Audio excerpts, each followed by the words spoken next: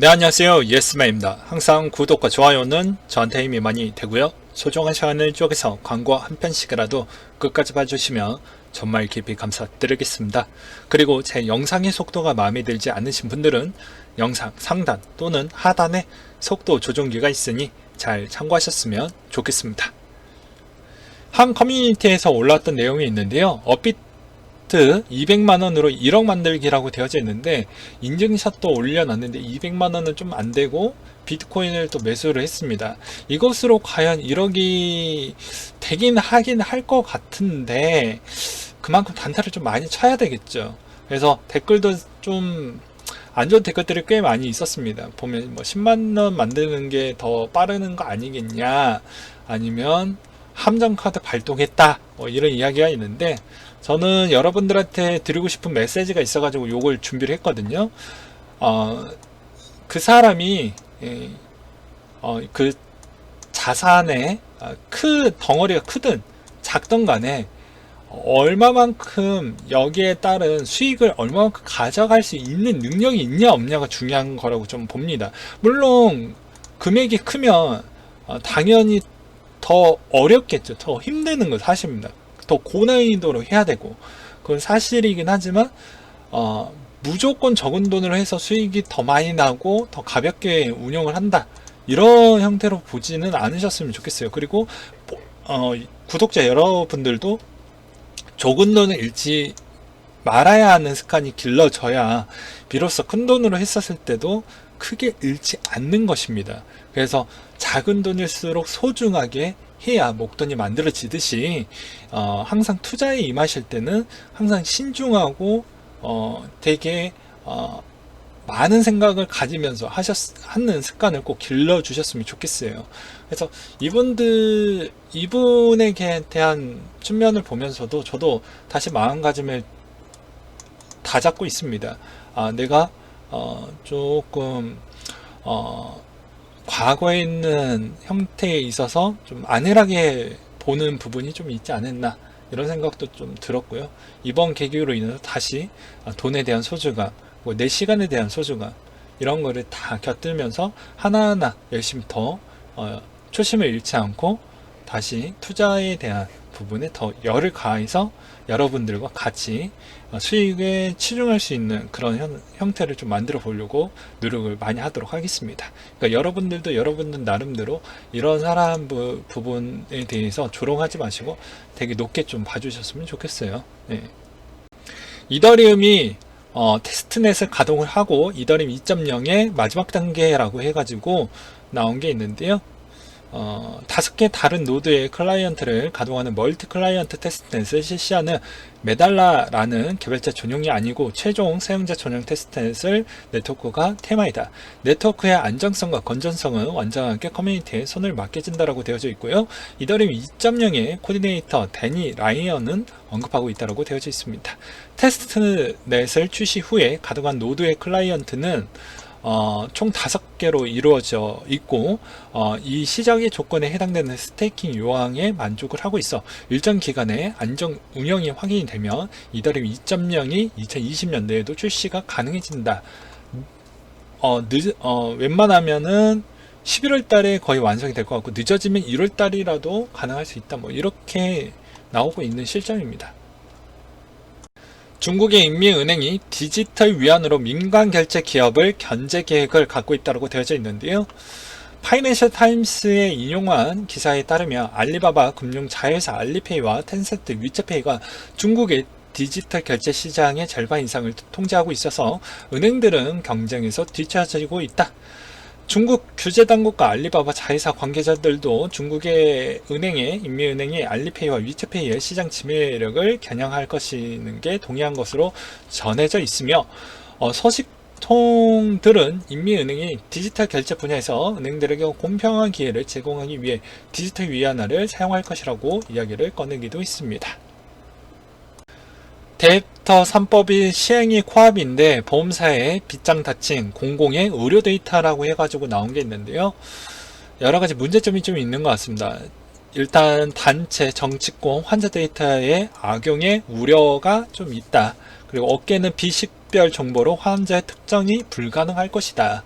그리고 신규 보장, 개발 등에만 활용할 것이고 가입자 실익이 더 클 것이다. 보험사 사용의 명분화에 추진키로 한다고 되어져 있는데요. 복지부의 의료 데이터 활용 가이드에 대해서도 설명을 드렸습니다. 거기에 따른 메디블록이나 이쪽에 관련되어져 있는 회사들이 꽤 많이 수혜를 볼 것이다. 이런 이야기를 하기도 했었죠. 그렇기 때문에 8월 달에 이쪽에 나오는 소식을 좀 유심하게 좀 봐볼 필요성이 있지 않겠냐. 이런 의견도 드리기도 했지만, 아무래도, 조금은 신경을 써야 되지 않을까 싶습니다. 왜냐면 한국 같은 경우에는 가명 정보를 위주로 하는 정책을 지금 펼치고 있는데 정치권에서나 이런 쪽에서 개인정보에 대한 좀 걱정을 하고 있는 건 사실이긴 합니다. 그래서 그 관련법에 대해서 제가 한번 가지고 와봤는데요. 개인정보보호법 2020년도 2월 4일 개정에서는 개인정보는 다음과 같이 정의를 하고 있다 라고 해서 보게 되면 개정안에서는 개인정보의 정의, 가목과 나목, 여기 있죠? 요 두 개, 다목을 추가를 해서 개인정보를 명시하고, 즉, 개인정보 범위, 가명정보, 새로운 개인정보의 정의를 한다. 라고 되어져 있습니다. 그러니까 쓸 수 있게끔 이번에 개정을 좀 했죠. 그리고 가명정보를 보게 되면은, 데이터 3법의 가명정보는 이렇게 되어져 있습니다. 이런 내용이 있으니 잠깐 재생을 멈춰 두시고 한번 보셨으면 좋겠고, 예시는 여기를 보시게 되면 알 수가 있어요. 예를 들어서 홍길동씨 개인정보는 홍길동씨가 35세 남성, 분당에 살고 식당 어디 갔고 월 소비액은 대략 100만원 정도 쓴다. 그러면 가명정보를 처리했었을 때 번수로 하죠. 그리고 나이, 직업, 위치, 소비까지 공개가 돼서 사용할 수 있는 게 이런 형태로 되어져 있습니다. 인명에 대한 정보를 보게 되면은 어떻게 또 볼 수가 있냐면요. 말 그대로 인명입니다. 인명. 보면은 이 범위가 가명에서 쓸 수 있는 부분이 훨씬 더 줄어들게 되죠. 보게 되면 나이 공개 안 되고요. 그리고 여기에서도 이제 20번 손님이라고도 얘기를 안 하고, 이제 여기에서 끊고 또 성별 나오고 위치 나오고 소비액만 나오는 되게 한정적인 부분에 대해서만 쓰인다라는 걸 이 법안에 대해서 알 수가 있게 되겠습니다. 그러니까 이것을 어떻게 잘 하느냐에 따라서 보험업계에 대한 마진율도 개선을 할 수 있고, 의료 데이터를 갖고 있는 회사들에 대한 매출과 이익률도 상당히 나올 수 있는 측면도 생각을 해볼 수가 있게 되겠죠. 그리고 의료 관련된 코인 회사들도 분명히 여기에 소외가 될 것인데, 이런 좀 여러 가지 문제점을 어떻게 잘 사회적 합의를 통해 가지고 극복을 할 수가 있냐 따라서 좀 달라질 것 같긴 합니다. 후오비와 자이프 등 10개 기업이 일본의 STO 협회에 합류했다고 되어져 있는데요. 일본은 협회, 이런 국제사회 이런 쪽에 대해서 이런 기관단체나 이런 걸 만드는 걸 좋아하기 때문에 우선시하는 걸 좀 많이 볼 수가 있게 되겠습니다. 이번은 또 비슷하다라고 볼 수가 있게 되겠죠. 이번 협회 정회원의 자격을 금융의 라이선스를 보유한 증권사로 제한을 두고 있다라는 게 이제 좀 포인트라고 볼 수가 있게 되겠고요. 이 증권사가 이쪽하고 이제 연계를 통해 가지고 많은 상품을 개발을 하고 많은 판매를 촉진할 수 있는 가능성도 많이 열려져 있다라는 것도 좀 보셨으면 좋겠습니다. 그리고 JSTOA는 SBI, 노무라, 모넥스, 라쿠텐, 일본의 6개 증권사가 출범한 자율 규제 기관이라고 하니까 증권사 부분에 대한 규제 기관은 말 그대로 같은 규제 라인대, 정부가 주도하는 같은 규제 라인대를 소속이 되기 때문에 크게 문제 없이 STO도 약간의 좀 골치 아픈 규제거리는 강도는 비슷하게 나오긴 하겠지만 그것을 어떻게 잘 활용을 하면서 STO를 좀 케어주려고 한 그런 측면도 좀 있는 것 같습니다. 그리고 어떻게 보면 일본 쪽에 대한 주식적인 관심도를 좀 끌어내기 위한 측면도 약간은 있지 않겠냐라는 생각 들기도 했습니다. 당장 매출은 없어도 아톰의 블록체인 꿈은 버리지 않겠다 라고 해서 아톰 대표가 인터뷰를 통해서 이야기를 했던 게 있는데요. 한번 같이 주요 메시지 부분에 대해서 핵심적인 부분만 좀 보고 넘어가도록 하겠습니다. 보게 되면 이제 내년부터 특근법에 본격적으로 시행을 되면 수탁 서비스 분야에 어떻게 될 것으로 예상을 하시나요? 라고 하니까 아톰 대표가 FATF 공고안을 바탕으로 이 거래소와 거래하는 금융사 자금세탁 방지 의무 준수를 강제를 위한 수단이 통과가 되었다. 그렇기 때문에 아직은 임시적인 성격이 짙고 구체적인 요건이나 시행안이 나오기 전까지는 지켜볼 필요성이 있겠다. 아직 시행령이 안 나와줘도 특히 신고제 형태를 보이지만 사실상 마찬가지로 요건이 포함이 되어져 있다. 수탁 서비스는 결국 라이선스 제도의 형태의 논의가 진행될 것으로 보여지고 수탁 서비스 라이선스와 이제 거래소 라이선스 별도로 관리하는 형태로 도입될 가능성도 보고 있다. 그러니까 여러 가지에 대한 경우의 수를 설명을 해드리는 것이겠죠. 네. 그리고 만약에 이번에 탈불이 계속된다면 이 산업이 버틸 수 있을까요? 그러니까 당분간 탈불은 계속 이어질 가능성이 커 보인다. 규제 환경이 정비되고 시장의 활기가 다시 살아난다면 다시 기회로 올 것 같은데, 일단 블록체인이 활용한 사례가 늘어난다면 인력도 수요가 폭발적으로 늘어날 것이다. 그렇게 되기 위해서는 고유한 특성에 보여줄 수 있는 킬러 앱이 많이 나왔으면 좋겠다. 뭐 이런 이야기를 했습니다. 그러니까 한국에서는 아직까지 조금 힘든 구성은 있어요. 왜 그러냐면 저번에도 말씀드렸지만 금융투자소득 분류 쪽으로 들어가지 않았던 가장 큰 이유가 있다라고도 설명을 드렸죠.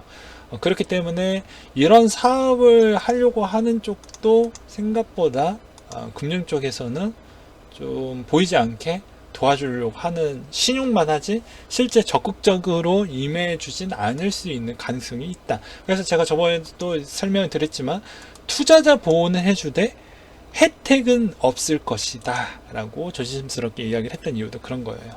그래서 끝으로 이분이 이제 어떤 블록체인 세상이 뭔지 좀 설명을 해달라. 그러니까 누구든 쉽게 이용 가능한 탈중앙화된 퍼블릭 블록체인이 펼쳐지고 각자 꿈꾸는 서비스가 구현되고 커뮤니티 기반으로 성장하는 그림을 그리고 있다.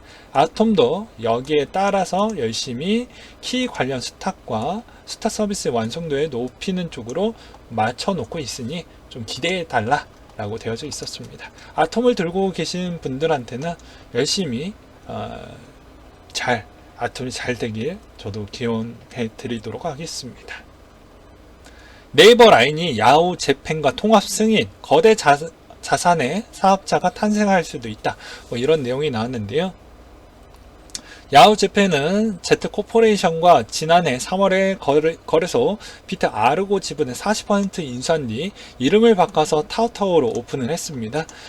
야후 재팬 계정으로 타오타오를 이용할 수 있고요. 타오타오 금융청 인가를 받은 거래소이고요. 양사가 각각 운영 중인 거래소를 통합지에 대한 여부가 불확실성이 좀 있고, 라인과 재팬은 모두 두터운 사용자층을 갖고 있기 때문에 이걸 적절히 잘 사용을 하게 되면 아무래도 거래소에 대한 시너지 창출도 꽤 클 것으로 보여집니다. 실제 라인에서 일본과 동남아에서 쓰고 있는 활성 사용자가 1억 명이 넘고요. 야후 재팬도 5천만 명 이상 사용하고 있기 때문에 이런 측면을 높게 본다고 하면 우리한테도 또 한 번에 대한 일본의 거대 또 바람이 일어날 수 있는 가능성도 있지 않겠냐, 뭐 이렇게도 볼 수가 있게 되겠습니다. 미 코인 업계 OCC에 대한 서한 제출이 나온 게 있는데요. 암호화폐 취급 권한을 확대해 줘야 된다라는 내용이 나온 게 있습니다. OCC는 미국의 재무부 산하 은행을 감독하는 독립기관인데요. 미 암호화폐 업계는 은행과 암호화폐 블록체인 기술의 활용 권한을 확대하는 것을 요구하는 사안을 OCC한테 보냈다라고 되어져 있습니다. 왜냐하면 블록체인에 대해서 여러 가지 규제로 인해서 어려움을 토로하고 있기 때문에 그렇다라고 되어져 있고요. 이제 블록체인의 가치의 이전 네트워크로의 활용성을 인정받고 활용하는 사례를 계속 보여주고 있기 때문에 OCC가 어떠한 행동을 앞으로 보여줄지 우리는 좀 관심 있게 봐야 될 것 같습니다. 그 다음 소식은 8월 9일부터 11일까지 커뮤니티 이더리움 개발의 컨퍼런스가 진행이 된다고 되어져 있는데요. 이더리움을 들고 계신 분한테는 좀 많은 좋은 소식이 나왔으면 좋겠다는 생각이 듭니다. 비탈릭 씨도 보이고 뭐 다른 분들도 꽤 많이 보이네요. 네. 그 다음에 대한 소식을 보게 되면 이제 중국에 대한 관련된 댐에 대해서 나왔던 내용인데, 아무래도 채굴 회사에 대한 그런 문제점이 나올 수 있지 않겠냐에 대한 언급을 좀 하고 있는 실정입니다. 그래서 보고서에 따르면 6월 말까지 홍수로 인해서 26개 주에 발생한 70만 명의 중국인 거주민이 사망을 했고 5,500만 명의 홍수의 영향을 받았으며 현재 4만 1천 가구가 무너졌다. 근데 비트코인 채굴의 50%가 중국에 있으며 수천성의 채굴기가 집중이 되어져 있다 라고 되어져 있습니다. 그렇다 보니까 약간의 이제 이 삼엽댐으로 인해서 좀 문제가 발생하면 좀 채굴의 해시레이트에 영향을 좀 주지 않을까, 그런 쪽에 대한 내용이라고 보시면 될 것 같습니다. 중국의 외국계 법인 ARM이 국유화가 될 수 있다, 이런 소식이 나오게 되면서 엄청난 파장이 일어나고 있는데요. 그건 삼성전자, 하이닉스, LG에 있는 법인 회사가 있기 때문에 그렇다라는 것입니다. 즉 ARM에 있는 차이나 부분이 중국에서 이런 이야기가 나왔기 때문에 과연 또 뺏기는 거 아니냐, 다 키워놓은 것도 거저 가져가는 거 아니냐 라는 그런 분위기가 나오고 있는 실정이죠. 그렇기 때문에 이번에 미국의 틱톡 사건으로 인해서 뺏기니까 중국도 다른 쪽으로 이렇게 해가지고 좀 비슷하게 좀 뉘앙스를 펼치려고 하는 게 아닌가 라는 생각도 들기도 했습니다. 아무튼 이번 형태가 어떻게 또 변화의 바람을 줄지 좀 봐야 될 것 같습니다. 그리고 이번 정부에서 추진 중인 사업 중에 하나가 데이터 공개 범위를 확대하겠다 라고 나왔던 내용이 있는데요. 앞으로 개방된 공공 데이터 수가 점차 늘어날 것으로 보여지고, 이 말의 즉슨 제가 더 쉽게 이야기를 하면 데이터가 즉 돈이다. 그러니까 지금 우리 데이터를 사고 팔고 지금 하고 있죠. 말 그대로 블록체인 안에서. 그렇기 때문에 이것도 인정을 받고 이 시장도 같이 커갈 수 있습니다. 이거에 이제 큰 대분류로 가게 되면 말 그대로 데이터가 돈, 즉 이 말과 같기 때문이죠. 여기서도 데이터 개방 계획, 2차 개방 계획이 음성, 정보, 의료 영상, 네이버 팝하고 의료 영상 판독 솔루션이 개발이 이어져 있고요. 이번 2020년도 때는 더 많이 풀릴 것으로 보여집니다. 보게 되면 어느 쪽으로 많이 풀리네. 개인정보, 영업상 비밀, 그리고 분류군요. 죄송합니다. 분류 기준으로 보면 개인정보, 국가안보, 내부사 검토, 기타 개방 가능한 데이터가 있는데 요거를 적절히 이용을 해서 해보겠다라는 것이죠. 여기서 만들어질 수 있는 측면은 2022년도 때까지 해가지고 자율주행, 스마트시티, 헬스케어, 금융정보, 생활 환경, 재난 안전관리 데이터가 중심이라고 되어져 있습니다. 그래서 이쪽에 관련되어져 있는, 연결되어져 있는 코인 회사들도 상당히 많이 쓰일 수 있겠죠. 데이터가 풀려지니까 그 데이터를 이용을 할 수가 있게 되겠죠. 그렇기 때문에 이런 측면, 그리고 비상장사 공시 재무제표도 이때부터 이제 정보가 오픈이 되면서 사용을 할 수가 있습니다. 더 쉽게 이야기를 하게 되면 하나를 보여드리도록 할게요. 최근에 우리가 아주 쉽게 잘 쓰고 있는 게 무엇입니까? 이 직방이라는 이게 있죠. 이게 이런 실시간 실거래가를 이렇게 알 수 있는 부분도 무엇이냐면, 물론 허수 거래량도 있긴 하겠지만 이걸 제외하고 그냥 순수하게 보았을 때는 이게 됐던 배경은 이게 가능했기 때문에 그렇다라는 것입니다. 그러니까 규제가 좀 완화가 돼서 가능했던 거고요. 여기에 있는 코드는 그냥 요런 게 있구나 라고 보시면 될 것 같습니다. 그래서 전자공시에 대한 코드는 그렇게 짜는 건 어렵지 않다라는 걸 여기에서 볼 수가 있게 되겠고요. 그리고 아까 이야기했던, 이번에 이제 가명으로 우리는 한국은 쓰게 될 것이고, 이번 질병 사태에서도 가명으로 일단 그렇게 해가지고 이제 선보이기도 했죠. 근데 이 가명으로 하면 데이터 범위 부분을 많이 쓸 수가 있기 때문에 논란도 있겠지만 이것으로 인해서 이제 어떻게 이 논란을 잠재울 거냐. 그러면 코인에 대한 이코노미를 갖다 쓸 확률이 매우 높겠죠. 리워드를 주든지 인센티브를 주어야 되는데 그것을 어떻게 할 것이냐. 그러면 코인에 대한 측면을 더 빨리 가져올 수가 있다는 겁니다. 그리고 요새 많이 뜨고 있는 게 제가 저번에도 설명드렸던 마이데이터 부분을 설명을 드리는데, 이게 이제 제각각 볼 수 있었던 정보였습니다. 어려웠죠. 근데 이게 결국엔 어디로 가나? 휴대폰 쪽으로 다 들어가서 확인이 가능하다.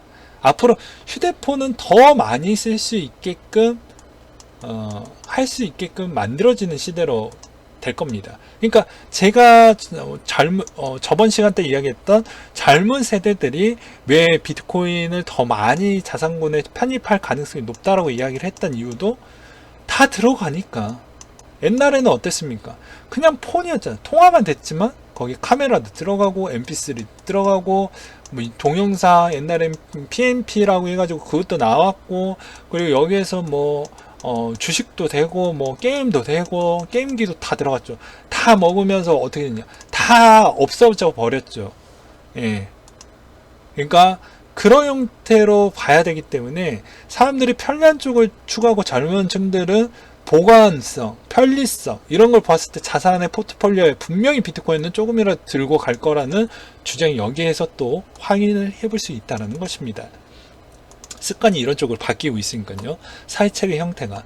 그리고 뭐 스크레이빙 방식의 정보 수집에 대한 처리 과정을 또 보시게 되면, 사용자가 핀테크가 금융회사로 가서 정보 부분이 이렇게 해서 통화 정보가 조회되는, 그래서 나도 정보를 얻고 핀테크 업체는 그걸 활용해서 더 나은 서비스를 만들고, 금융회사는 그거 가지고 뭐 무엇을 또 만들고 뭐 그런 형태로 되겠죠. 그래서 앞으로의 시스템은 이런 형태가 될 것이다 라고 보시면 될 것 같습니다. 그리고 그거에 따른 뭐 마이데이터 사업의 수요 조사를 보게 되면 어느 쪽이 제일 많냐? IT 쪽이 제일 많고 핀테크 쪽이 제일 높다. 이것만 기억을 해두시면 될 것 같습니다. 그만큼 핀테크 쪽에 활용할 수 있는 데이터가 꽤 많다라는 것이죠. 그리고 지금의 코인 회사들이 많이 만들어놨던 핀테크 부분을 오히려 벤치마킹을 많이 할 수도 있겠구나 라고도 생각을 해볼 수가 있게 되겠습니다. 네, 오늘은 여기까지 준비를 했고요. 항상 여러분들한테 힘이 되고 도움이 되는 예스맨이 되도록 하겠고, 이상으로 마치도록 하겠습니다.